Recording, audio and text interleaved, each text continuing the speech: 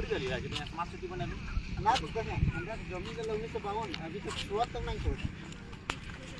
बलियापुर हवाई पट्टी के मैदान में अभी JBKSS का पूरा टीम और खुद टाइगर जयराम महतो निरीक्षण करने के लिए पहुंचे हैं। आगामी 18 जून को यहां पर JBKSS की ओर से महाधिवेशन किया जाएगा और ग्राउंड का भी निरीक्षण करने के लिए पहुंचे हैं बलियापुर हवाई पट्टी। और ये ग्राउंड है, हवाई पट्टी का ग्राउंड है। इसी ग्राउंड में 18 जून को यहाँ पर JBKSS का महाधिवेशन होने के लिए जा रहा है और उस दिन संभव ये जताया जा रहा है कि उस दिन यहाँ से पार्टी का भी घोषणा किया जाएगा। जयराम जी, आज आप लोग यहाँ पर जो निरीक्षण कर रहे हैं, क्या क्या मकसद को लेकर कर रहे हैं? जैसा कि सबको जानकारी है, हमारी जो संगठन है झारखंडी भाषा कल्याण संघर्ष समिति, उसका महाधिवेशन 18 तारीख को रखा गया है इसी बलियापुर की धरती में। और उसी का निरीक्षण के लिए हम लोग आए हैं कि थोड़ा सा इससे पहले थोड़ा सा जांच पड़ताल कैसे क्या हम लोग अरेंज कर सकें, इस क्रम में आज यहाँ आना हुआ है।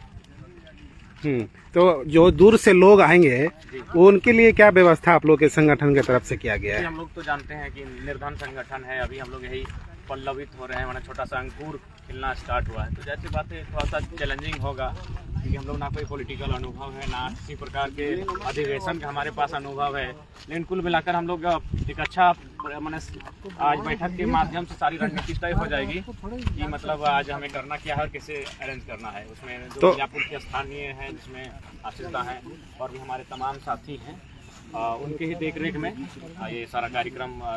आशीष जी, क्या तैयारी है आप लोग का? आप सुबह से तो देख रहे हैं पूरा एकदम नहाए भी नहीं और हाफ पैंट में ही घूम रहे हैं। मुंह भी नहीं धोए।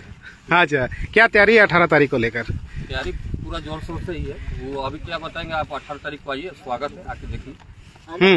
कितने लोगों के पहुंचने की संभावना है यहाँ? हम तो टारगेट लिए हैं 40 से 50 हज़ार के बीच के।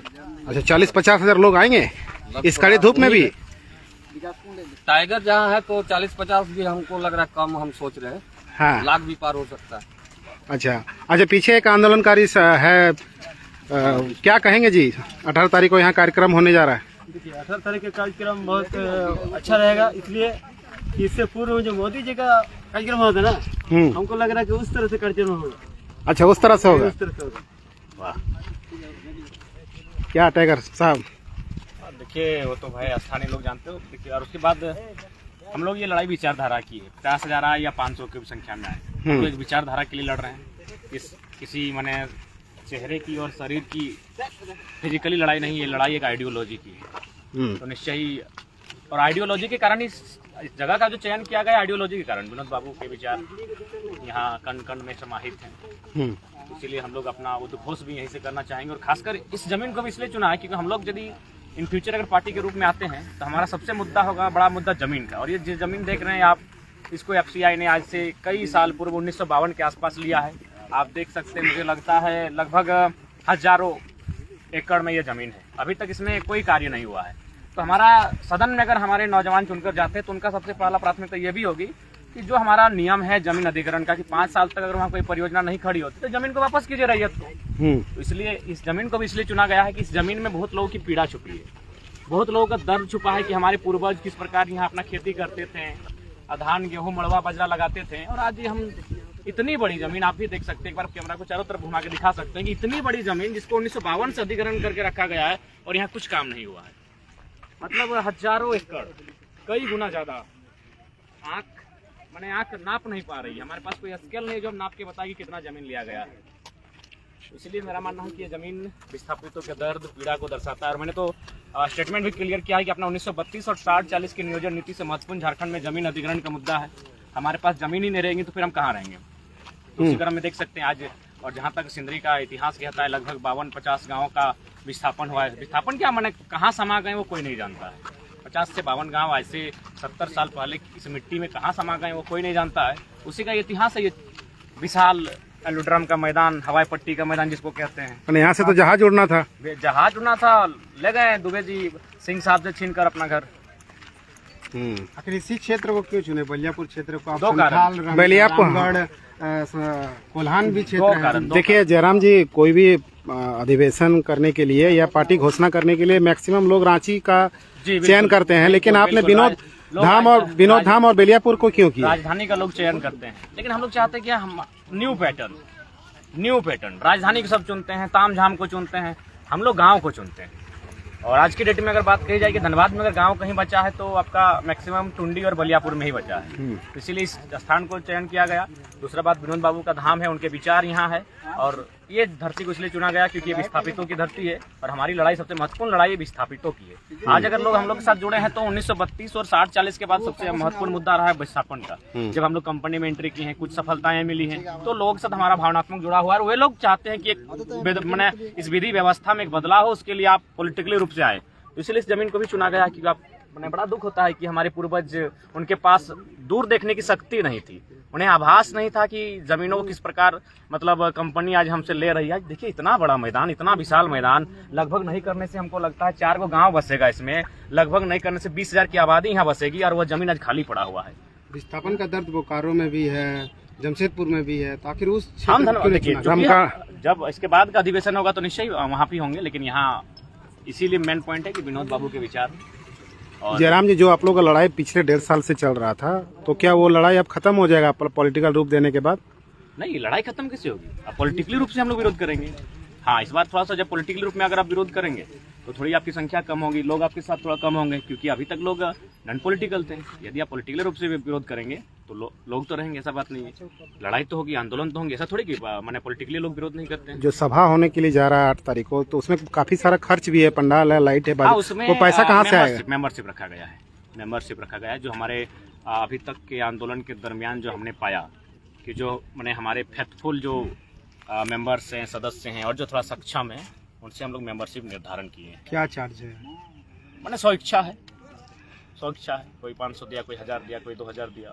कार्यक्रम को लेकर किसी को प्रभारी बनाए है क्या? हाँ, प्रभारी बने हैं, आशीष महतो जी प्रभारी हैं, कुछ महतो प्रभारी हैं, और इनके साथ और 11 सदस्य हैं। इन्हीं के देख रेख में सफलता को लेकर इन्हीं को जिम्मेवार है। सफलता का जिम्मा किस प्रकार से करना है, ये इनका जिम्मा है।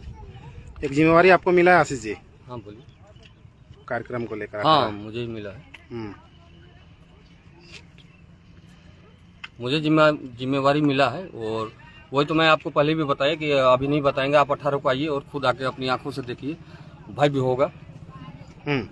और जो महिला आएंगे, महिलाओं के लिए क्या व्यवस्था होगा इस कड़ी धूप में? देखिए, कड़ी धूप में हम लोग जो है उनको बैठने की सबसे जरूरी चीज़ है पानी पीने की, तो पानी की व्यवस्था होगी, ठंडे पानी की व्यवस्था किया जाएगा, पंखा का व्यवस्था होगा, सारा चीज। मानसून का भी समय आ गया है, दोनों चीज को देखते हुए ऊपर जो है पंडाल होगा कि अगर बारिश हुआ तो उससे भी बचना है, अगर धूप है तो उससे भी बचना है।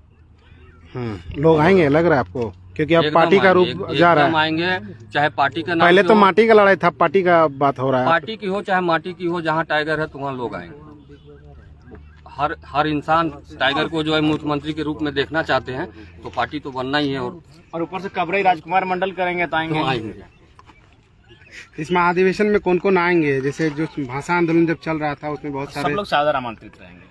मैंने क्या आपके सिर्फ बोलने से लोग आएंगे कि उनके आमंत्रित भी किया जाएगा? बाय टेलीफोनिक हमारी टीम के माध्यम से टेलीफोन किया जो भी माना रणधीर वर्मा चौक के समय, सभी लोग जो भी हैं हमारे टीम के माध्यम से सबको एक मैसेज दिया जाएगा, ईमेल के माध्यम से, व्हाट्सएप के माध्यम से, टेलीग्राम के माध्यम से, बाय कॉन्टेक्ट के माध्यम से। क्योंकि उस समय भाषा आंदोलन के समय कई सारे लोग पार्टी छोड़कर आपके साथ आए थे, क्या वो लोग आएंगे उस दिन मौजूद रहेंगे? देखिए, हम लोग प्रयास कर सकते हैं, किसी को तो अब दबाव नहीं दे सकते हैं, निवेदन कर सकते हैं, आवेदन कर सकते हैं। अच्छा, कुछ लोग सवाल भी उठा रहे हैं कि क्या इसी दिन के लिए आंदोलन शुरू हुआ था कि जो आज ये लोग पार्टी बनाने के लिए जा रहा है? देखिए, हम लोग इस पर राय शुमारी करके ही आए हैं। कुछ लोग भारत की आज़ादी भी नहीं चाहते थे, कुछ लोग अलग झारखंड भी नहीं चाहते थे, कुछ लोग इस आंदोलन को भी नहीं चाहते हैं, कुछ लोग व्यक्तिगत मुझे भी नहीं चाहते हैं। तो कुछ लोगों के लिए हम लोग नहीं आए हैं। हम लोग एक बहुत बड़ी आबादी जो आज दंश झेल रही है, दोहन हो रहा है, आप देख सकते हैं। इससे पहले भले 32 और 60-40 की बात करते थे, लेकिन अब तो हम लोग का मैक्सिमम मुद्दा BCCL जमीन अधिग्रहण का, CCL जमीन अधिग्रहण का, वेदांता इलेक्ट्रो स्टील डालमिया। तो हम लोग दर्द को देखते हुए लोगों के आगे बढ़ने जा रहे हैं। कुछ लोग ये भी कह रहे हैं कि आजसू को कमजोर करने के लिए जयराम महतो आए हैं, तो उनको बोलिए कि वो मजबूत हो, बढ़िया से दूध दही खाएं, प्रोटीन डाल के खाएं। अच्छा, JMM प्रवक्ता का बयान भी आया था कि आप लोग BJP के दलाल हैं। पोल खोल रहे हैं, पुर्जा पुर्जा हिला के रख रहे हैं, सबका बायोडाटा डिक्लेयर करते हैं। अभी जैसे अभी सपोज दैट अगर मान के चलिए विचारों का गंगा अगर नहीं बहती आज राज्य में, तो सही बात, जैसे जेएमएम के प्रवक्ता का बयान आता माननीय महोदय का, और लोग मानते हैं कि हाँ यार तो बस सही बोल रहा है, लेकिन हम क्रॉस कर दिए कि जेएमएम बीजेपी सरकार बना चुकी है, किस मुंह से गाली दे रही है? आप लोग बीजेपी के दलाल नहीं है? अगर बीजेपी के दलाल को ही तो झारखंड मुक्ति मोर्चा के लोग हैं, वे सरकार बनाई है, सरकार बनाई है। अच्छा, कुछ लोग कमेंट करे कि भैया फोन पे इशू कीजिए, दादा सम्मेलन में सहयोग करेंगे। ठीक है, फोन पे हम लोग जारी कर देंगे, निश्चय जारी कर देंगे, और उनके सहयोग के लिए कोटि कोटि आभार, हृदय के तल से आभार करेंगे। क्या संदेश है 18 तारीख को लेकर? संदेश यही है कि अब हमें आंदोलन की जो रूपरेखा है उसे, क्योंकि इन नेताओं को इस बात को माइंड में सेट हो गया है कि झारखंड के वोटर्स मुर्गा दारू में बिकते हैं, क्योंकि हमारे सही बात है, हमारे वोटर्स को नीतियों का अध्ययन करने नहीं आता है, बजट क्या है इस पर चर्चा नहीं करते हैं, एजुकेशन में कितना मतलब सरकार का बजट आया उस पर चर्चा नहीं करते हैं।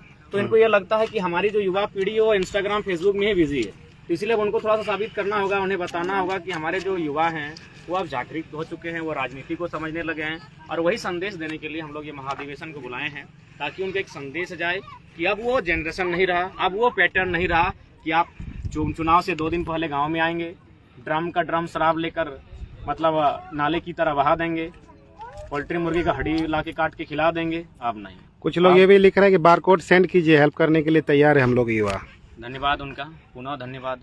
निश्चय ही हम लोग जल्द ही निर्णय होगा, और जिसका भी जल्द माने कोई एक आज उसका फैसला होगा। आज हम लोग बैठेंगे भी, यहाँ के निरीक्षण के बाद आज हम लोग बैठने जा रहे हैं, तत्पश्चात हम लोग बारकोड या फिर जो अन्य उसके लिए हम लोग उसको सार्वजनिक कर देंगे। ये जो सामने जो है वो भाई साहब ग्रेट विष्णु जी ने कहा कि हम लोग घर में चावल और धान बेचकर इनको चुनाव लड़ाएंगे, बोल रहे थे अभी कुछ देर पहले। ये लोगों का प्रेम है, अब तो विष्णुदा ही बताएंगे, आप पूछिए इनसे। नहीं, बोले थे, हम वीडियो भी बनाए हैं। जी एकदम सही बात है, मैंने जो बोला वो करेंगे, इसके लिए पीछे कभी नहीं हटेंगे, न हटेंगे कभी हम। क्या बोले थे? वही बोले थे जो आपने अभी बोले कि धान बेच के भी कर सकते हैं, अपना जो महीना भर का जो खाते घर में वो भी दूसरे को देके भूख उपवास रह जाएंगे, लेकिन करेंगे। पुराना जमाना को आप एक बार फिर से याद पुराना जमाना नहीं है, ये नया जमाना ही है, और सब कुछ नया ही होगा। तो पहले इस तरह होता था, लेकिन पहले जो होता था वो चीज लोग भूल जा रहे हैं, वही उसको याद कराने के लिए हम माने क्या बोलते हैं, जिस तरह मनसा पूजा में उपवास करते हैं ना, उसको सबक सिखाने के लिए उपवास करेंगे दूसरे के लिए जो गलत कर रहे हैं 50 साल से। क्योंकि वही 50 साल के दरमियान जो बीजेपी हो चाहे एमसीसी हो, जो लोग आज तक कर रहे हैं वैसे ही वो आज है, कोई परिवर्तन नहीं हुआ है। वो लोगों को परिवर्तन करने के लिए हमने जो अपना घर का धन दौलत, आज तक तो मैंने कभी 1 रुपया कमाया नहीं, लेकिन फिर भी मांग के है ढंग के हो, जो घर में जो खाते हैं वही तमाम चीज लगा देंगे इनके लिए हम। जयराम जी, बंदी के दौरान रामगढ़ में 5 छात्र के ऊपर केस भी किया गया है, 100-150 के ऊपर नामजद अज्ञात के ऊपर टेलीफोनिक बात हुई है, उस विषय में हम लोग डीएसपी से बात करेंगे कि जब पूरे राज्य में कहीं अरेस्टिंग नहीं हुआ है, कहीं किसी प्रकार का एफआईआर नहीं हुआ है, तो फिर आपको क्या माने सिंघम का क्यों बन रहे हैं खामोखाम? सिंघम ही बनना है तो अपराधियों के लिए बनिए, ताकि आपका जो पुलिस की छवि इमेज जो डाउन हो रही है वो इंक्रीज होगी। पिछले बार धनबाद में एफआईआर हुआ 9 छात्रों पे, और इस बार रामगढ़ में हुआ 5 छात्रों पर। कोल्हान में भी हुआ है। अच्छा, कोल्हान में भी हुआ है। तो क्या अब वो लोग केस झेलना है? नहीं, केस नहीं झेलेंगे, आंदोलन को दबाने के लिए किया गया है। इसके लिए हम लोग प्रशासनिक अधिकारियों से बातचीत करेंगे और प्रयास करेंगे कि ऐसी बातें सामने निकल कर नहीं आए। बलियापुर से और कौन है यहाँ पर? बलियापुर से आप भी हैं, आपके रिपोर्टर भी बलियापुर से हैं, बाकी लोग टोटल बलियापुर के ही है, 2-4 छोड़ के। क्या तैयारी है? तैयारी तो हम लोग का बहुत जोरों शोरों से चल रहा है, और इस पावन धरती में टाइगर भैया का जो मतलब अभी किया हुआ प्रोग्राम बहुत ही मतलब बोला जाए तो बहुत अच्छा मतलब दिख रहा है यहाँ पर रौनक।